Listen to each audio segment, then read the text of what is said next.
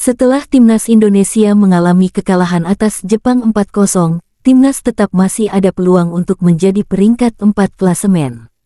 Nantinya, dua tim teratas di putaran ketiga ini berhak lolos otomatis ke putaran final Piala Dunia 2026, sedangkan tim peringkat ketiga dan keempat masih bisa lanjut ke putaran keempat. Secara realistis, timnas Indonesia ditargetkan untuk finish di 4 besar agar lolos ke putaran keempat. Lantas, bagaimana caranya agar skuad Garuda lolos ke putaran keempat? Saat ini, timnas Indonesia masih berada di peringkat ke-6 alias dasar klasemen sementara grup C putaran ketiga kualifikasi Piala Dunia 2026 zona Asia dengan 3 poin.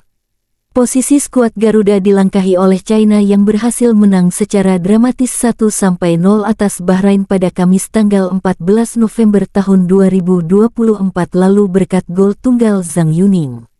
Hasil itu membuat China naik 2 peringkat dari posisi 6 ke posisi 4 di klasemen sementara grup C dengan koleksi 6 angka. China sama poinnya dengan Australia dan Arab Saudi posisi kedua dan ketiga secara beruntun selagi Bahrain di peringkat 5 dengan 5 angka.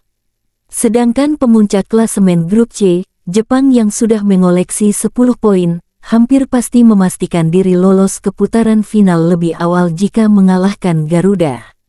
Melihat dari posisi China yang berada di peringkat keempat alias batas akhir untuk lolos ke putaran keempat, mereka meraih total 6 poin dari 5 laga. Diperkirakan, bukan tidak mungkin China juga hanya akan mendapatkan maksimal 6 poin di sisa 5 laga pada leg kedua nanti sehingga mereka kemungkinan total mendapat 12 angka. Bukan hanya China, pun demikian dengan Australia dan Arab Saudi yang sama-sama masih mengoleksi 6 angka.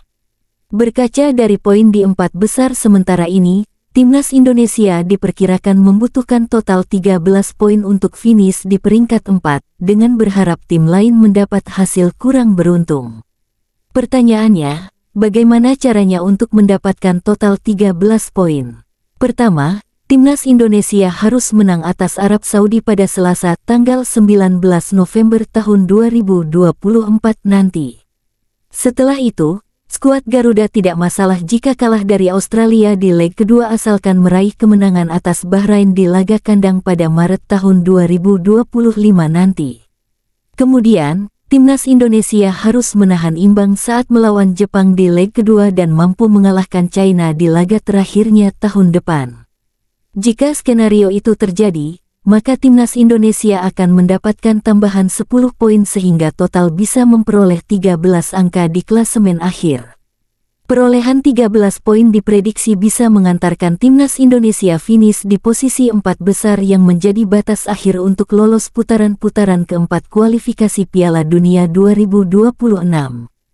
Namun perlu dicatat, skema ini masih bersifat sementara, tergantung pada keberuntungan timnas Indonesia dan hasil tim lainnya.